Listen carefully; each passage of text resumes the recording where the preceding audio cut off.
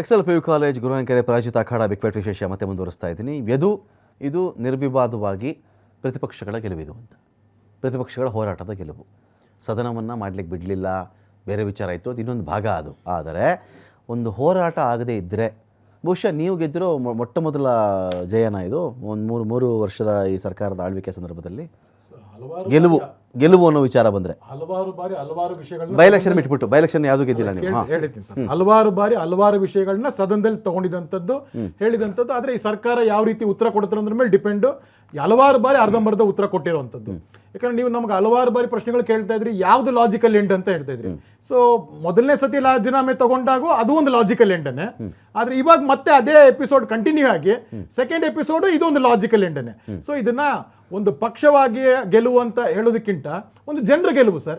ಯಾವ ಜನರದ್ದು ಶೋಷಿತವಾಗಿ ಅವ್ರು ಬಂದಿದ್ದಾರೆ, ದಲಿತ ಅಂತ ಹೇಳ್ಕೊಂಡು ಅವ್ರ ಮತವನ್ನು ಕೇಳ್ಕೊಂಡ್ಕೊಂಡು ಗಂಗಾ ಕಲ್ಯಾಣ ಯೋಜನೆ ಸರ್, ಒಂದು ಕ್ಷೇತ್ರಕ್ಕೆ ಒಂದೇ ಒಂದು ಬಾವಿ ತೋಡಕಂತ ಕೊಡ್ತಾರೆ. ಅದರಲ್ಲಿ 187 ಕೋಟಿನಲ್ಲಿ 23 ಕೋಟಿ ಗಂಗಾ ಕಲ್ಯಾಣ ಯೋಜನೆದು, ಅದರಲ್ಲಿ ಇದ್ದಿದ್ದಂಥದ್ದು. ಅದನ್ನು ಇದು ಮಾಡಿದ್ದಾರೆ ಅಂದ್ರೆ ಜನರು ಹೇಳ್ತಾರೆ, ಜನರು ಮುಗ್ಧರಿದ್ದಾರೆ. ಅದೇ ಮುಗ್ಧ ಜನರನ್ನ ಆರಿಸಿ ಬಂದಂತ ತಾವು ಅದೇ ಮುಗ್ಧ ಜನರ ದುಡ್ಡನ್ನ ಹಾಳು ಮಾಡಿ ಇಡೀ ರಾಜ್ಯ ನೋಡಿದೆ ಸರ್ ಅದಲ್ಲಿ. ಬಿಕಾಸ್ ತಮ್ಮ ಆತ್ಮಸಾಕ್ಷಿಗೆ ತಾವೇ ತಿಳ್ಕೊಬೇಕಾಗತ್ತೆ, ಏನೋ ಇವರು ವಿಪಕ್ಷ ಎಲ್ಲ ಕುತಂತ್ರ ಮಾಡಿ ಅಂತ. ನೀನ್ ಕುತಂತ್ರ ಮಾಡಿದಂಥದ್ದು, ಕುತಂತ್ರ ಮಾಡಿ ನಡೆದಂಥದ್ದು ಜನ ಜಗಜ್ಜಾಹೀರಾಗಿ ನೋಡಿದ್ದಾರೆ ಅದಲ್ಲಿ. ಮತ್ತೆ ಇವ್ರು ಹೇಳ್ತಾ ಇದ್ರು ಸಂವಿಧಾನಿಕ ಹುದ್ದೆ ಇದ್ದವ್ರನ್ನ ಯಾಕೆ ಹಿಂಗೇನೋ ಕೈತಾರಂತ. ಇದೇ ಮುಖ್ಯಮಂತ್ರಿಗಳು ಪ್ರತಿಭಟನೆ ಮಾಡ್ತಾ ಇರೋರ್ನ ಗೂಂಡ ಅಂತ ಕರೆದ್ರು. ಅವ್ರಿಗೆ ಪ್ರತಿಪಕ್ಷದ ನಾಯಕರು ಸಂವಿಧಾನಿಕ ಹುದ್ದೆ ಅಲ್ವಾ? ಇದೇ ಸಿದ್ದರಾಮಯ್ಯನವರು ಪ್ರತಿಪಕ್ಷದ ನಾಯಕನ ಶಾಡೋ CM ಅಂತ ಹೇಳ್ತಾ ಇದ್ದರು, ಇದು ಸಂವಿಧಾನಿಕ ಹುದ್ದೆ ಅಲ್ವಾ?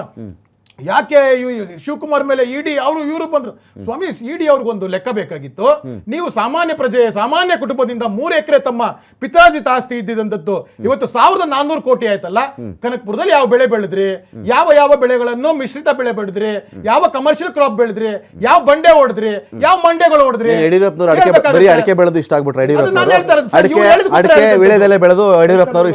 ಅವರು ಉತ್ತರ ಹೇಳ್ತಾರೆ.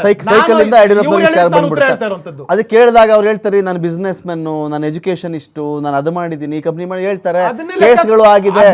ಈಗ ಈಗಲ್ಟನ್ನಿಂದ ಬಂದೆಲ್ಲ ಕರ್ಕೊಂಡು ಹೋದ್ರಲ್ರಿ, ಒಳ್ಳೆ ಕಥೆ ಆಯ್ತಲ್ಲ ನಿಮ್ದು. ಈ ಶಿವಕುಮಾರ್ ಏನು ಬಿಡ್ಬಿಟ್ಟಿದ್ದಾರೆ ಅನ್ಕೊಂಡ್ಬಿಟ್ಟಿದ್ದೀರಾ ನೀವು ಅವ್ರನ್ನ? ಸರ್, ಈಗ ಕಾನೂನ್ನ ಇದು it's a long arm sir. ಇಲ್ಲಿ ಅದು ಯಾವತ್ತಿದ್ರು ಅದು ತಗೊಳ್ಳೋದು, ಆ ಪೋಸ್ಟ್ ತಗೊಂಡೇ ತಗೊಳ್ಳೋದು. ಲಂಬಾ ಹೋತಾ ಹೈ, ಬಹುತ್ ಲಂಬಾ ಹೋತಾ ಹೈ ಸರ್. ಇವ್ರೇನೇ ಹೇಳ್ಬೋದು ಅಂತದಲ್ಲಿ. ಇವತ್ತು ಪ್ರತಿಪಕ್ಷದ ಹೋರಾಟಕ್ಕೆ ಆಡಳಿತ ಪಕ್ಷ ಮಣಿಯಿತು. ಪಾದಯಾತ್ರೆ ಸರ್, ಯಾವಾಗ ಪಾದಯಾತ್ರೆ ಮಾಡಿದೀವಿ, ಮೊದಲನೇ ಮೈಸೂರು ಪಾದಯಾತ್ರೆ ಮಾಡಿದಾಗ ಆ ಮುಖ್ಯಮಂತ್ರಿ 14 ಸೈಟ್ ವಾಪಸ್ ಕೊಟ್ಟಿದ್ದಂತದ್ದಾಯ್ತು, ರಾಜೀನಾಮೆ ನಾಗೇಂದ್ರ ಕೊಟ್ಟಿದ್ದಾಯ್ತು. ಇವ್ರು ಬಂದಿನ 2 ತಿಂಗಳಾಗಿಲ್ಲ ಸರ್. ಇಲ್ಲಿ ಇನ್ನು ಫಾರ್ಮಲ್ ಎಂತದೂ ಇಲ್ಲ. ಮಂತ್ರಿ ಮಂಡಲ ರಚನೆ ಮಾಡಕ್ಕೆ 2 ತಿಂಗಳು. ಡೆಲ್ಲಿಗೆ 100 ಟ್ರಿಪ್ಸ್ ಆಗೋಯ್ತು ಸರ್. ಇವ್ರು ಸರ್ಕಾರಕ್ಕೆ 100 ಡೇಸ್ ಆಗಿಲ್ಲ, ಡೆಲ್ಲಿಗೆ 100 ಟ್ರಿಪ್ಸ್ ಆಗೋಯ್ತು. ಅದ್ರ ಬೇಗ 1 wicket, no loss. 1 wicket for no loss. ಏನು ಇದೇ ಇಲ್ದಿರ ನೋ ಲಾಸ್ ತರ. ಈ ತರದ್ ಇರ್ಬೇಕಾದಾಗ ಯಾವ ಹೈಕಮಾಂಡ್, ಯಾವ ಮುಖ್ಯಮಂತ್ರಿ, ಯಾವ ಮಂತ್ರಿ ಮಂಡಲ, ಮತ್ತೆ ಮುಜುಗರ ಇವ್ರನ್ನ ಯಾವತ್ತು ಮಂತ್ರಿ ಮಂಡಲಕ್ಕೆ ಹೆಸರು ಸೂಚಿಸಿದ್ರು ಅವತ್ತೇ ಮುಜುಗರ ಈ ಸರ್ಕಾರಕ್ಕೆ. ಅವತ್ತೇ ಮುಜುಗರ. ರಾಮನುಂಡಿ ಕಳ್ತನ ಮಾಡಿರೋ ಪಕ್ಷದವ್ರು ರಾಮನ ಹೆಸರು ಹೇಳಕ್ಕೆ ಲಾಯಕ್ಕಿಲ್ಲ ನೀವು. ರಾಮನ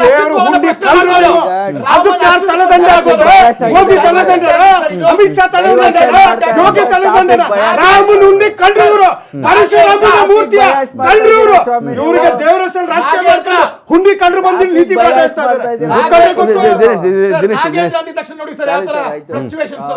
ಫ್ಲಕ್ಚುವೇಷನ್ಸ್, ನಾಗೇಂದ್ರ ಅಂದ್ರೆ ಫ್ಲಕ್ಚುವೇಷನ್ಸ್, ನಾಗೇಂದ್ರ ಅಂದ್ರೆ DK ಶಿವಕುಮಾರ್ ಫ್ಲಕ್ಚುವೇಷನ್ಸ್ ನಿಂತಿದೆ. ಅಲ್ಲಿ ಕರೆಂಟ್ DK ಆಫ್ ಆಗಿದೆ. ಮುಂದಕ್ಕೆ ಸರ್ಕಾರ ಮಾಡೋದು ನೋಡ್ರಿ. ನಿಮ್ಮ ಮಾಜಿ ಮೈತ್ರಿ ಪಕ್ಷದಲ್ಲಿ ಒಂದು ರಾಜೀನಾಮೆ ಮಾಹಿತಿ ಹೋಯ್ತು ದಿನೇಶ್ ಜಿ. ನಿಮ್ಮ ಮಾಜಿ ಮೈತ್ರಿ ಪಕ್ಷದವರು, ಮಾಜಿನ ಇನ್ನು ಅಲ್ಲಿ ಇದ್ದೀರಾ ನೀವು? ಇನ್ನು ಒಕ್ಕೂಟದಲ್ಲಿ ಇದ್ದೀರಾ?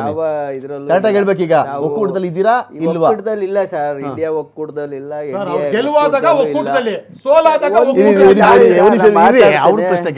ಇವತ್ತು ನಾವು ಒಕ್ಕೂಟದಲ್ಲಿ ಇಲ್ಲ. ಇವರು ಯಾವಾಗ ದೆಹಲಿ ಎಲೆಕ್ಷನ್ ಅಲ್ಲಿ ಬಿಜೆಪಿ ಜೊತೆ ಕೈ ಜೋಡಿಸಿ ಕ್ಯಾಂಡಿಡೇಟ್ ಹಾಕಿದ್ರು ಅವತ್ತಿಂದಾನೇ ನಾವು ಆಚೆ ಬಂದ್ಬಿಟ್ಟು. ಯಾಕಂದ್ರೆ ಇವತ್ತು ನಾನೇ ಹೇಳ್ಬಿಡ್ತೀನಿ, ಬಿಜೆಪಿ JDS ಹೊಂದಾಣಿಕೆಗಿಂತ ದೇಶದಲ್ಲಿ ಇಲ್ವಾ ನಿಮ್ಗೆ? ಕಾಂಗ್ರೆಸ್ ಬಿಜೆಪಿ ಹೊಂದಾಣಿಕೆ ಚೆನ್ನಾಗಿದೆ. ನಾನು ಹೇಳೋದು ಅಷ್ಟು ತುಂಬಾ ಅನ್ಯೋನ್ಯವಾದ ಹೊಂದಾಣಿಕೆ ಇದೆ. ಈಗ ಬಳ್ಳಾರಿ ಬೆಳಗಾವಿಲಿ DCC ಬ್ಯಾಂಕಲ್ಲಿ ಅಧ್ಯಕ್ಷರು ಉಪಾಧ್ಯಕ್ಷರು ಇವರೇ ಇರೋದು. JDS ಅವರು ಇಲ್ಲ ಅಲ್ಲಿ ಅಧ್ಯಕ್ಷರು, ಬಿಜೆಪಿ ಅವರು ಉಪಾಧ್ಯಕ್ಷರು, ಜಿಲ್ಲಾ ಕಾಂಗ್ರೆಸ್ ಪಂಚಾಯತಿ ಅವರು. ಮಟ್ಟ ತಾಲೂಕು ಪಂಚಾಯತಿ ಮಟ್ಟ ಅವೆಲ್ಲ ಸರ್, ಆಗ್ತವ್ರಿ. 6,000 ಕೋಟಿ. ಅದನ್ನ ತಂದು ಸರ್, ನೀವು ಒಬ್ಬ MLA ಪಾರ್ಲಿಮೆಂಟ್ಗೆ ಒಬ್ಬ MLA ಇರೋದ್ರಲ್ಲಿ ಗ್ರಾಮ ಪಂಚಾಯತಿ ಮಾಜಿ ಎಲೆಕ್ಷನ್ MP ಕೇಳಿಸ್ಕೊಳ್ಳಿ, ಇರೋದು. ಗ್ರಾಮ ಪಂಚಾಯತಿ, ತಾಲೂಕ್ ಪಂಚಾಯತಿ, ಜಿಲ್ಲಾ ಪಂಚಾಯತಿ ಒಟ್ನಲ್ಲಿ ಸಾವಿರ ಹೊಂದಾಣಿಕೆ ಇರ್ತಾವಲ್ಲ. ಕಾಂಗ್ರೆಸ್ ಬಿಜೆಪಿ ಅರವಿಂದ್ ಬಾಯಿ ಕೇಜ್ರಿವಾಲ್ ಅಂತ ಯಾಕೆ serious ನಾವ್ ತಗೊಳ್ಳಲ್ಲ? ನಾವ್ ಎಲ್ಲೂ ಮಾತ್ರ serious ನಾವ್ ತಗೊಳ್ಳಲ್ಲ. ಯಾವ್ದೇ ಒಂದು ಮುನ್ಸಿಪಾಲಿಟಿನೂ ಹೊಂದಾಣಿಕೆ ಇಲ್ಲ. ಗೆದ್ಬಿಟ್ಟು ಬಂದು ನಾವು ಒಂದೇ Okay, ಹಾ. ಒಂದೇ ಒಂದು ಮುನ್ಸಿಪಾಲಿಟಿನೂ ಹೊಂದಾಣಿಕೆ ಇಲ್ಲ. ಸರ್, ಇವ್ರು ದೇಶದಲ್ಲಿ at least Arvind Kejriwal municipality ಇಲ್ಲ ಅಂತಾರೆ ಅವರು. ನೀವು ಮುನ್ಸಿಪಾಲಿಟಿ ಗೆದ್ದೇ ಇಲ್ಲ ಅಂತಾರೆ. ಹೊಂದಾಣಿಕೆ ನೀವು ಆಗವ್ರೆ. ಮುನ್ಸಿಪಾಲಿಟಿಲಿ ಒಬ್ಬ ಕಾರ್ಪೊರೇಟರ್ ಗೆದ್ದಿಲ್ಲ ನೀವು ಅಂತ ಅವ್ರು ನೀವು ಒಂದು ಹೇಳ್ತೀರಿ, ಅವರೊಂದು ಹೇಳ್ತಾರೆ. ಸರಿ ಸರಿ, ಚುನಾವಣೆ ಮಾಡ್ಲಿಕ್ಕೆ ಥ್ಯಾಂಕ್ ಯು ಮಹೇಶ್ ಗೌಡ್ರೆ, thank you Darshan, thank you Dinesh ji, thank you Yadukumar ಗೌಡ್ರೆ. ಸಾಕಷ್ಟು ವಿಚಾರಗಳ ಬಗ್ಗೆ ಮಾತಾಡಿದಿರಿ. ಪ್ರತಿಪಕ್ಷಗಳ ಹೋರಾಟಕ್ಕೆ ಒಂದು ಸಚಿವ ಸ್ಥಾನಕ್ಕೆ ಇದೀಗ ರಾಜೀನಾಮೆ ಅಂತೂ ಹೊರಬಿದ್ದಿದೆ. ರಾಜೀನಾಮೆ ಕೊಡ್ತೀನಿ ಅಂತ ಹೇಳಿ ಹತ್ತು ಕರೆದು ರಾಜೀನಾಮೆ ಕೊಟ್ಟಿದ್ದಾರೆ.